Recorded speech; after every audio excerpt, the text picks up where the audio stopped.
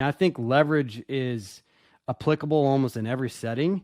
And in a lot of cases, it's something that is extremely important to understand and be able to utilize no matter what your position is, your company, or no matter what you're doing, no matter what your business is. Like, you've got to be able to understand it and how to apply it. Welcome to Lessons in Leverage, the podcast that takes you behind the scenes of success. We'll help you unlock the secrets of leverage so you can amplify your impact in the world. Here's your host, Spencer Lowe.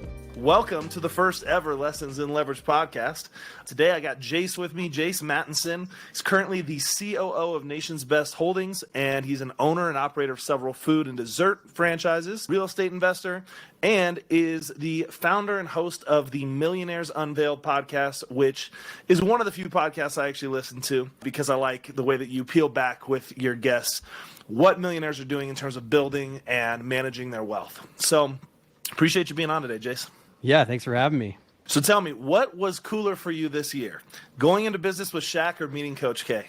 That's a good question, man. Oh, dude, let me back up for a second. I never thought I would be doing business with Shaq, first of all. But going and meeting Coach K and playing basketball at Duke and everything, I mean, that's kind of it's a fantasy camp, right? And then for a 6-foot white guy like me that kind of had some crazy aspirations and then just never got as big as my dad, those dreams slipped away pretty quickly. And, you just got to wait till you're a little older and got a little more cash and can pay for it, I guess, to go play and have fun and donate and whatnot. So they were both pretty cool. The Shaq thing, we'll see how that transpires, but Shaq's a pretty amazing dude. So, and I shared a really interesting personal moment with him when I first met him too. So that was pretty neat. That's awesome, man. Well, as you know, the theme of the podcast, we're going to talk a lot today just about some of the things that you see differently than most people. And that's really what the reason I started this podcast. Actually, it was after talking to you about your podcast, and I realized how much you get out of meeting and talking to people on something that's so valuable, like how they manage their money. And the thing that I always end up doing when I go to, founder retreats or different entrepreneurship events, I just want to talk to people about the things that they figured out that I don't know, because I'm constantly blown away. And there was a lot of stuff when we first met that we talked for 6 hours. It felt like that one night we were at that retreat up in Idaho, and we started talking, and I started realizing there's so many things that I just have never been exposed to that these other entrepreneurs are doing that is so interesting to me, and that most people I think don't even take time to think about, right? So when you think about where you first started your journey, you're a college graduate, you're coming out of the accounting program at BYU, you're going out to do, normal accounting work. I think at one of the big fours where you started, right? So as you're going through that, I bet you didn't think that in your mid-30s you'd already have a career that most people wish they had by the time they retired. Maybe you had the ambitions, but you probably didn't see exactly how you're going to get here. So what was that first moment for you where you kind of woke up to this idea of I might be playing the wrong game. Maybe there are some things that are higher leverage that I could be doing to accelerate my goals? Yeah, it's a great intro and a great kind of segment. I think back to some of those early days. I grew up in Eastern Washington, and I had all sorts of businesses growing up as a kid and was always kind of hustling for a buck left and right. And it wasn't really I don't know, my parents were in the medical field, right? All I kind of heard growing up from my dad was you got to have a business, son. You got to learn business. You got to have a business. You got to learn business. And it just kind of hit home, month after month, year after year, hearing that. But I didn't really know. My parents were pretty good with money. They started trying to figure that out a little bit, as they started making a little bit more. And they really didn't have much, in terms of education from their parents on how to handle money. And so I grew up in that environment. But my dad was always very risk adverse. And so I also grew up with, if you can imagine, hey, son, you got to have a business, but I'm so risk adverse. And so I had those kind of I don't know, boundaries, if you will, growing up. And so, I went to BYU, as you mentioned. I graduated in accounting. It's a pretty safe place to start. Yeah. Yeah. Honestly, when I started kind of, thinking about my career, I was actually pre-med because that was kind of all I knew. I was like, oh, this would be great. I'll be a doctor that, has a little bit of business sense and that'll be fun. And then I just realized pretty quickly that as much as I love medicine, the medical field, I ended up doing an internship in healthcare management. I was like, the red tape and some of this other stuff is just not as big of a passion of mine. And there's other people out there that are going to be a lot better than me at it. And that's fine. I need to choose a different route. And so I chose accounting. And honestly, ironically, I look back and it was a great major, but my dad didn't have the greatest things to say about accountants either. He's like, I don't know if they're like, like this, that, and the other thing. And he's like, but you go do it, you get a license, worst case scenario, protect your downside. You could always, file taxes and you've got a license to stamp your name on stuff. So that was really kind of the guidance to go there because I got in the finance program. I could have graduated a year earlier. But I also had a buddy who graduated in the finance program there and was like, look, they're paying accounting students way more money and they have way more options from here. And I was like, well, that sounds good to me. Like, I don't know what I want to do with my life. Like, sounds great. You're like 21, 22 years old trying to navigate this junk. And I know I'm not doing what my parents are doing because I already kind of signed that off. And I got to kind of go figure this out by myself. And then, you get to school and I realized like, man, I'm really definitely not that smart here. Like there's a lot of really smart people and I got to figure out a different way to like kind of navigate this and be successful. And so, yeah, I did. I went and graduated in accounting. I barely made it through the program. I wasn't smart enough, grade wise to like probably get into the MAC. I didn't even apply. I had my hours to take the test. I was That's like, the master's of accounting. Yeah, the master's program. So I ended up just going out and I'm like, all right, I get a nice big four offer. I'm like, I think I'm pretty good at leadership, so I should try to do some of these leadership things. And one thing led to another, and I got a pretty nice offer. And I'm working in the Bay Area initially, and I'm looking at all these tech companies that are spending gobs of money and making tons of money and getting VC money left and right, and this, that, and the other thing, and CEOs that haven't even had any revenue. They're buying Ferraris, and I'm like, dude, I can't even like comprehend any of this junk. Like, I love technology. Growing up on the West Coast in a pretty conservative, predominantly medical community, like, man, like what is going on out here? This is a different world. Like, this is a totally different game. But I had a really hard time like reconciling some of the stuff that goes on in the tech world where VCs take, these big shots across 10 companies in a fund. And it's like, hey, I just need one to hit me the home run. And the fund's made it. And the others, I'm going to take zeros and big fat zeros. And these tech CEOs, like stuff I was seeing in their books, I'm like, I got to find out something else. Like, this is not really the route for me. And then I kind of moved to a more private equity and hedge fund world in Dallas, Texas. And about 18 months after started that and got my license, took all the tests, which were grueling. And I'll admit I failed a couple along the way. I was like, man, I'm out. Like, this is not for me. Like, I'm not cut out for like a massive corporation, like kind of rung the ladder, play the games and all that kind of stuff. And so then I left. And yeah, that's where the journey really began. So as you're doing that and you're going from kind of a much more traditional path into the world of private equity, that whole area I think is a pretty transformative way to look at the world. Does anything stick out to you as like an aha moment or like a single point in time where you realize like, man, I could have been doing something totally different. Like I understand something that I didn't understand before that has opened up a whole new set of options to me.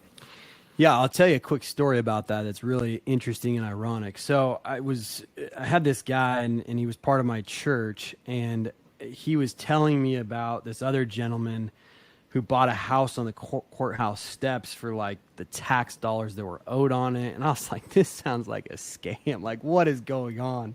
Well, I started doing a little research because this time in, Big Four, like you're in cycles, right? And this part of the cycle, like all the partners got a lot of extra vacation time and you as a brand new don't. And so you're at the office, but you don't have a lot to do. Most people are sitting there watching YouTube videos and I'm like, or studying for their tests. And at this point I kind of wrapped all that up and I'm like, dude, I'm bored out of my mind and I can't just sit here all day. And I'm really not a kind of YouTube, movies. I just get, kind of tired of some of that stuff sometimes. So I found out that first Tuesdays in Texas, they got auctions, real estate auctions. So what do? I get myself down to the real estate. It's only about, county courthouse is only about 2-3 blocks from my office. I'm like, I'm gonna go check this stuff out. Sure enough, I go down there. You see people, I mean, literally cashier's checks in hand, thousands and thousands of dollars. One dude, I watched him pull, he spent $1 million in about 30 minutes on some of these houses. I'm like, what is going, like, this is a different world. Like, what world are these people playing in? I'm down at this other office tower, like crunching some numbers and look at crap, and I'm bored out of my mind doing this stuff, and I don't even like it. And this guy's over here spending $1 million on buying some houses that he told me later he's going to go flip. And so that whole like shift of a little bit like, wow, this guy that bought a house for the tax dollars, which it wasn't a scam, he actually did. And it's crazy how this stuff happens in this country, but it does.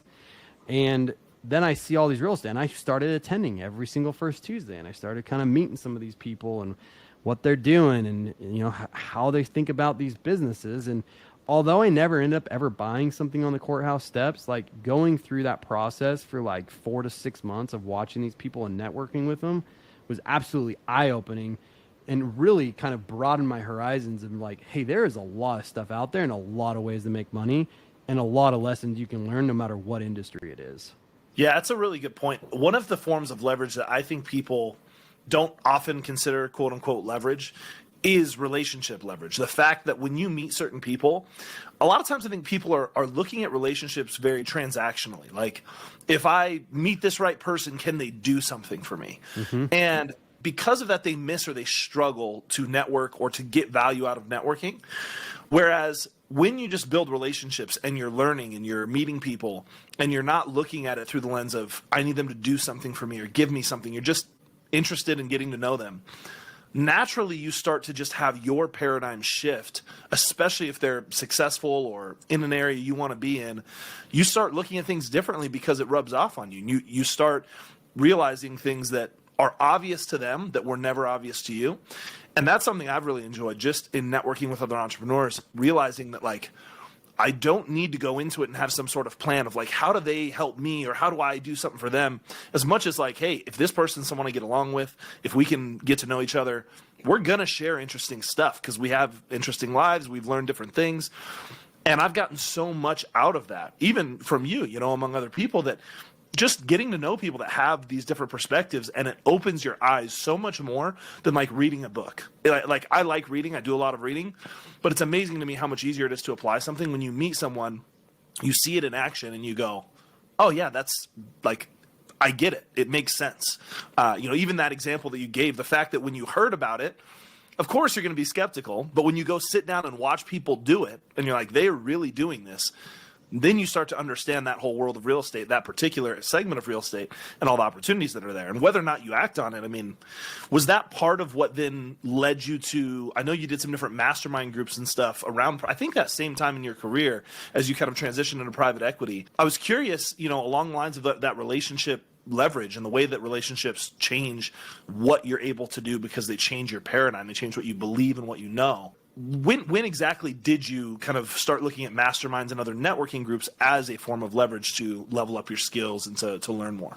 Yeah, I wouldn't say it was immediately after that. You know, once again, I was still in my early mid-20s at this point, and I was really just trying to figure myself out. I wasn't married yet at the time. I was seriously dating and about to be engaged when some of this was starting to take place. And so I wouldn't say I was completely distracted with that, but there was some level of distraction of like, hey, like I'm, you know, in my mid 20s and like I've got this career kind of going now. And like I've got this girl I'm really interested in and spending a lot of time with her and trying to figure out if that's going to go the distance or not. And so it wasn't really until I kind of got through that period and then I left public accounting, which I was there to kind of get the stamp and get the relationships and get my license, and then I was out. And that was kind of always the plan. I always thought it was going to be like more of a 4 to 5 year plan, and it turned into like barely 18 months, which is sometimes embarrassing to admit. But hey, you know what? It's worked out all right, I think. So it wasn't, I moved.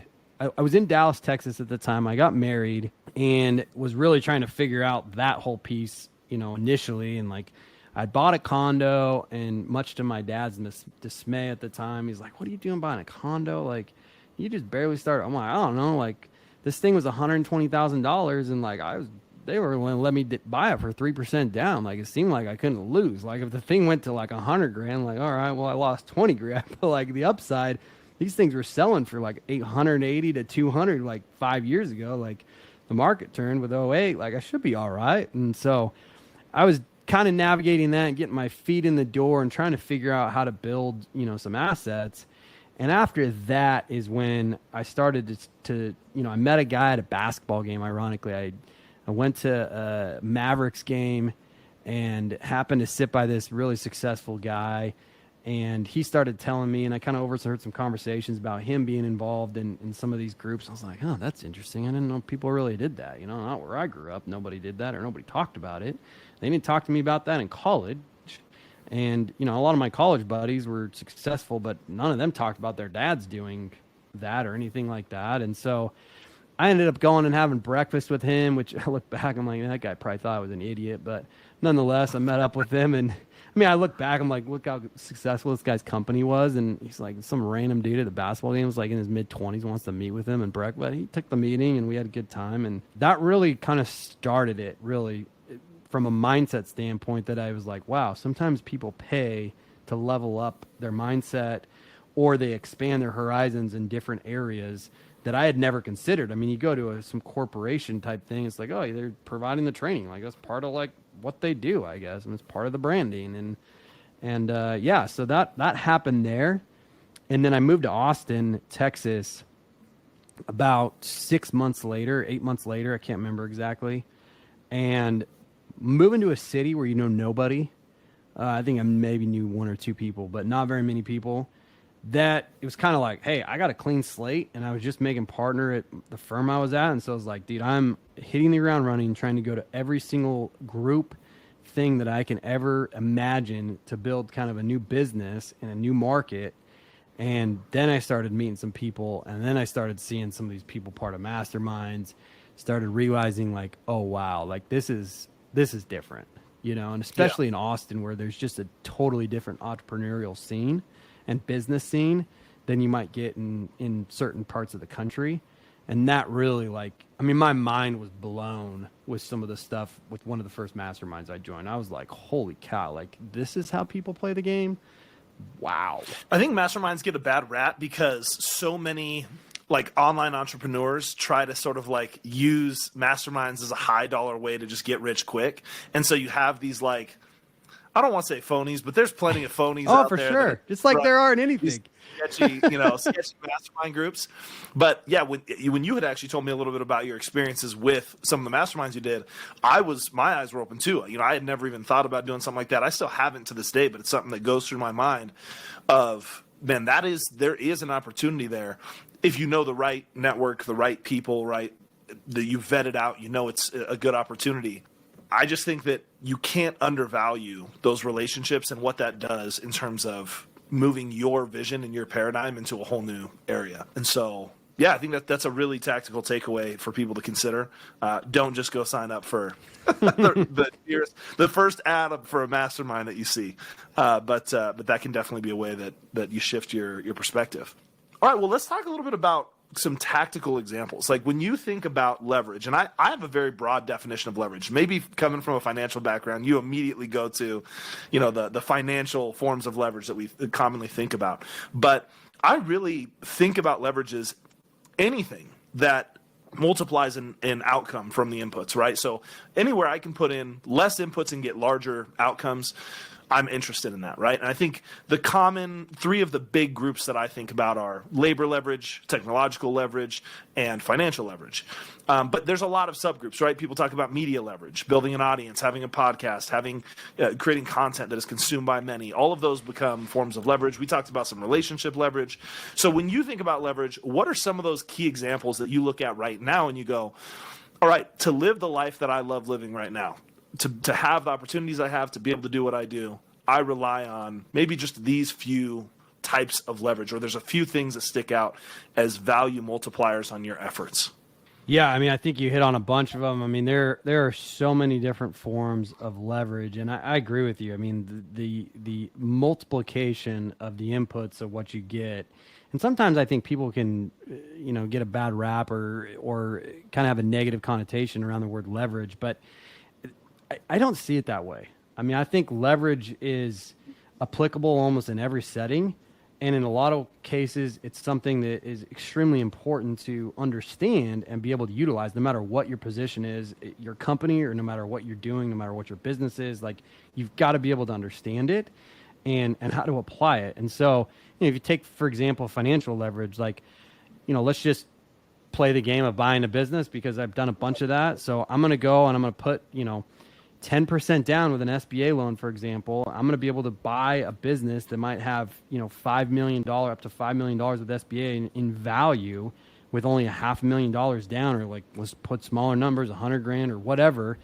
Or in some cases, like, you may be able to get the seller to finance that. There's another form of leverage where it's like, hey, I bought something, whether it's real estate or business or whatever, that I actually didn't have to bring something to the table from a cash standpoint. Like, that part. And for people who are just listening to this and they're going, seller financing, what the hell is that? Give me the 20-second breakdown of how seller financing works. Yeah, so sometimes a seller may be willing to carry a note. So instead of having, or even roll equity. I mean, there's just so many creative ways to do this. And so, hey, I'm going to bring a little bit of money. The seller is essentially going to bring a little bit of money or a little bit of their equity to the table to create this deal to happen, where in some cases they may not have been able to get the deal to happen without them doing that, right? And banks love it, and all sorts of, people can make this happen. I mean, it happens every day in our society.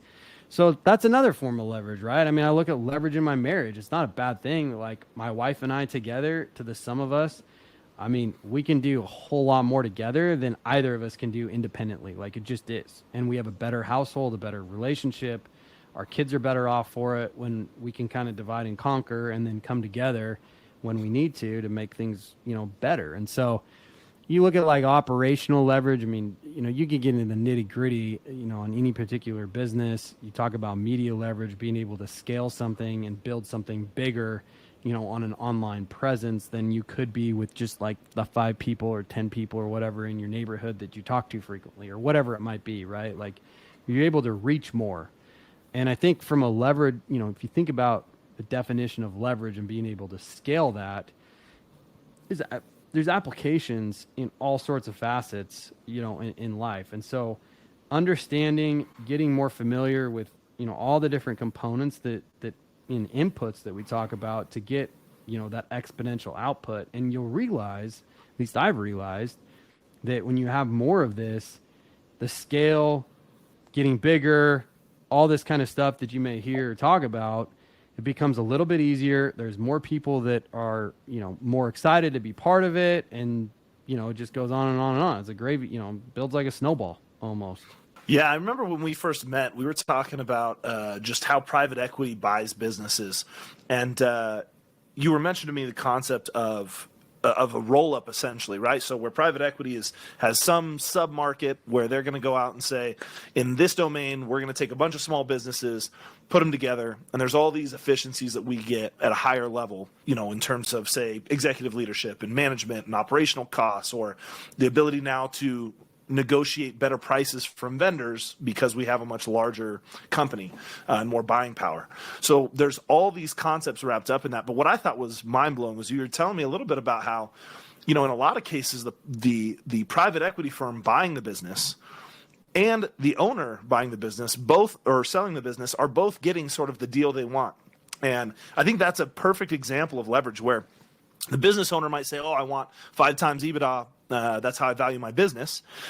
And so they're going to sell their business and make the next 5 years worth of money as payment, essentially, up front. And I guess in case any listeners don't know what EBITDA is, we're talking about essentially, without getting into the accounting terms, how much money the business makes for ease of terms, right?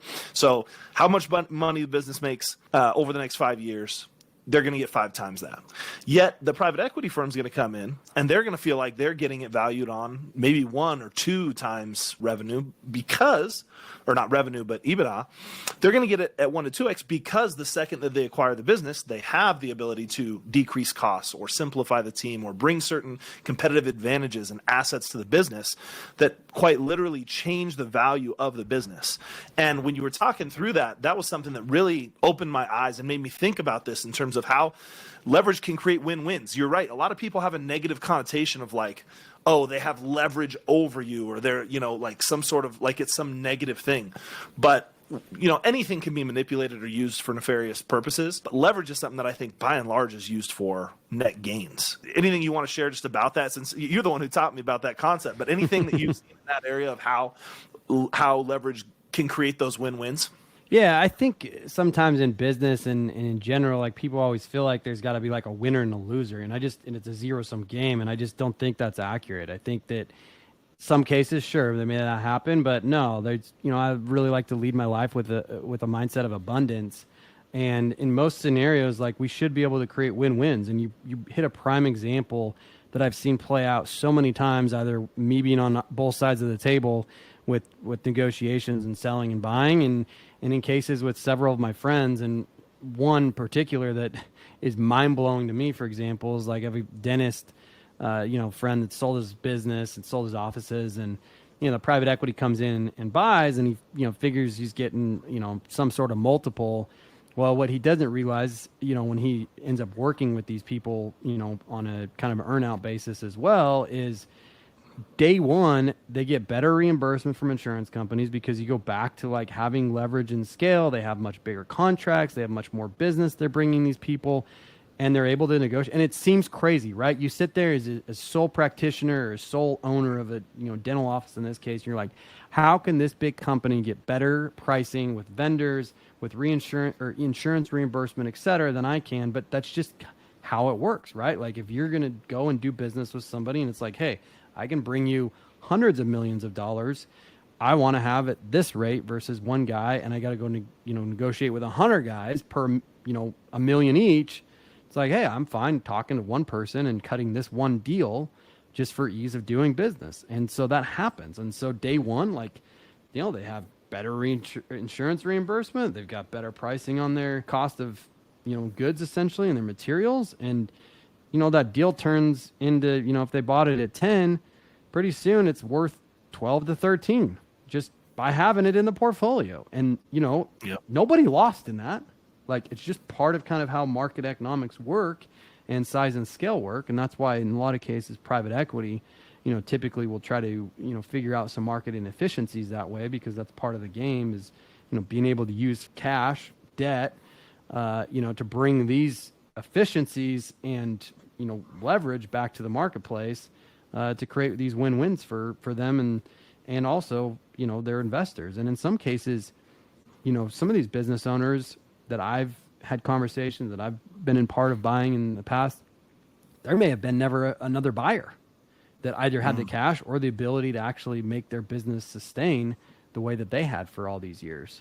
Yeah, that's awesome. I mean, I think that abundance mindset is something I commonly hear, and from really successful people. I mean, really successful people tend to look at the world that way. And I don't know if I've ever met someone I looked up to who didn't have that mindset, who was like, look, we can find a way to all win together. I'm sure someone maybe does out there, but I just haven't met them.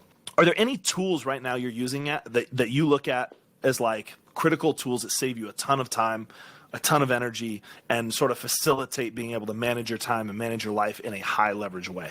Oh man, that's a good question. So, I go back and forth on some of this. So one thing that I have chosen to do, which is very probably contrarian to most people, is I control my calendar. So I have 100% control. I do not allow my calendar to essentially be open for people to just mark up and put stuff on.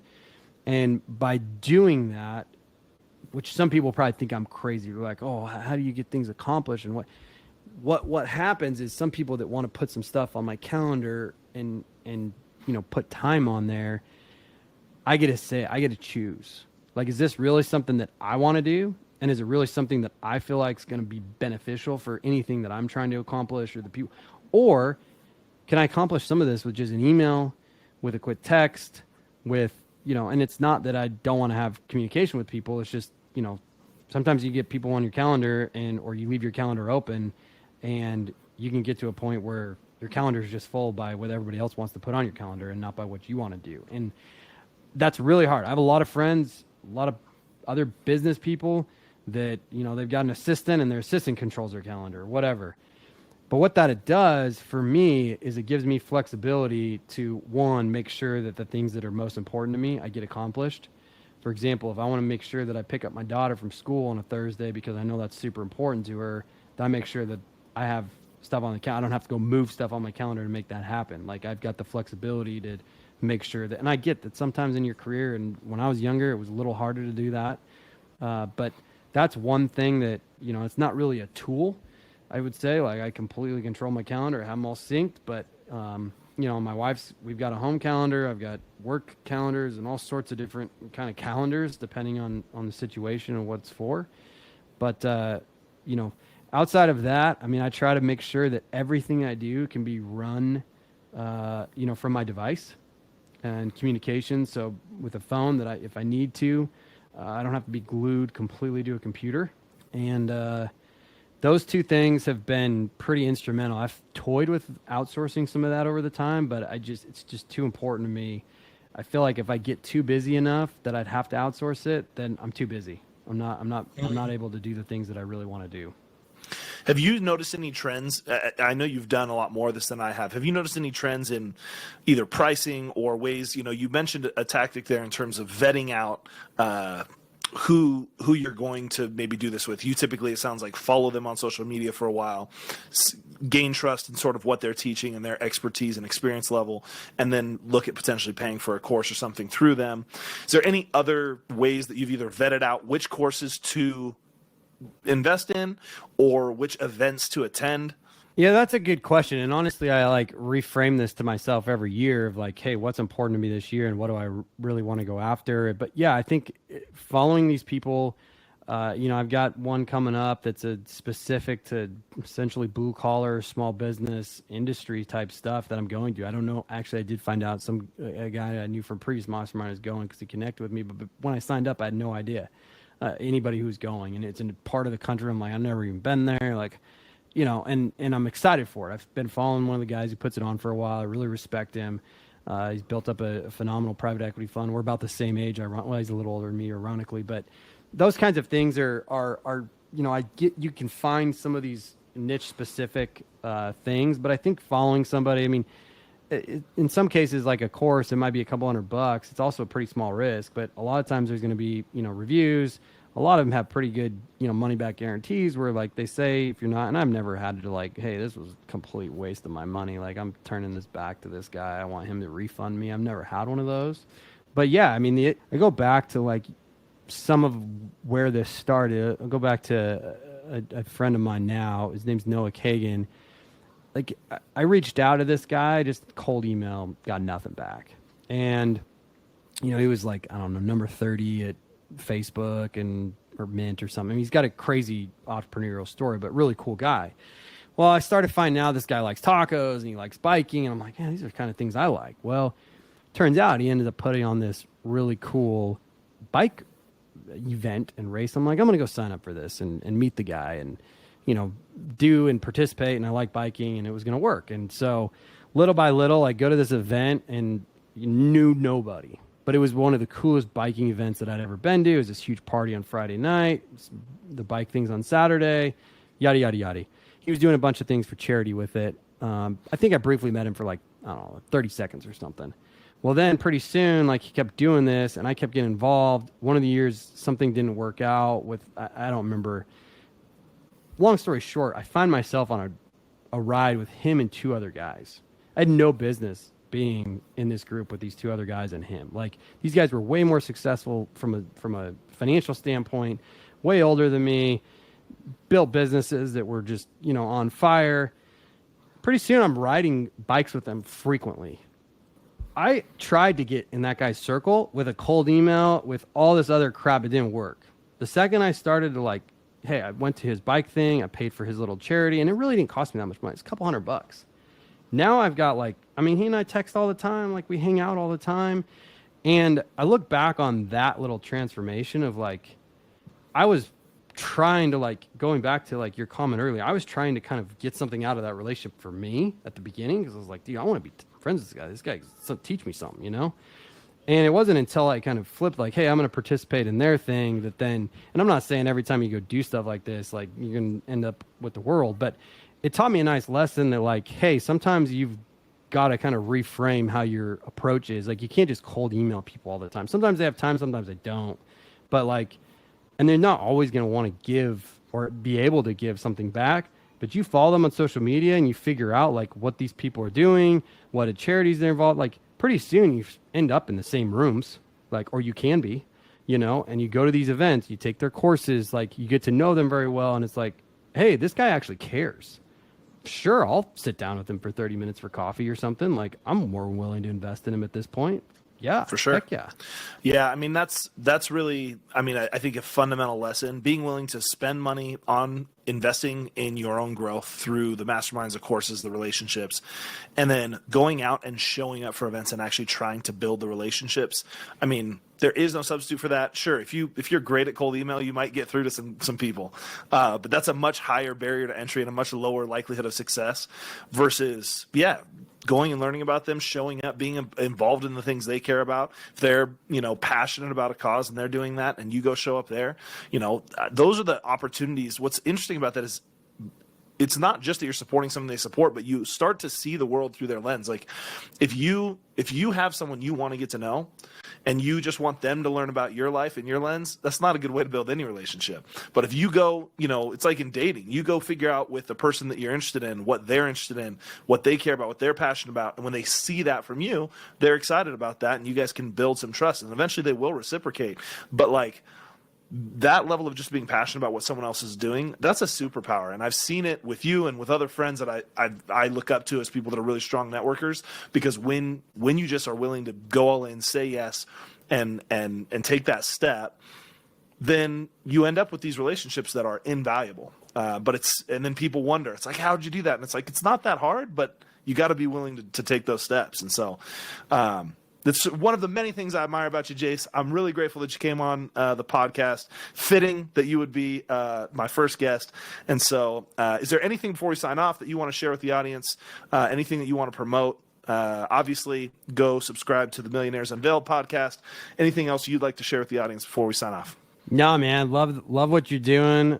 I love the lessons in leverage. I think it's a great theme. And I'm happy to take questions or, be as helpful as I can to your audience. Awesome, man. Thanks so much. We'll talk soon, bud. Hey, before you go, I have a small request. Our mission is to empower as many people as possible to maximize their potential through the power of leverage. Could you help us in this mission by leaving a review on iTunes, Spotify, or YouTube? And if you know just one person who would benefit from today's episode, would you please share it with them? Your support means the world to us, and we are thrilled to have you in the community. Thank you for being a part of our journey and helping us grow. You can find show notes for today's show and past shows at lessonsinleverage.com, which also has links to connect with me personally and connect with our various podcast channels across your favorite social networks. A big thanks to Solve.cloud, who sponsored this episode. They're a group of expert consultants that help SaaS and financial services companies to implement, optimize, and manage Salesforce.com. They can help you with custom integration solutions and are helping customers to implement some of the most important generative AI technologies. You can find them at solved.cloud. That's SOLVD.cloud is the URL. Thanks again, and we'll talk soon.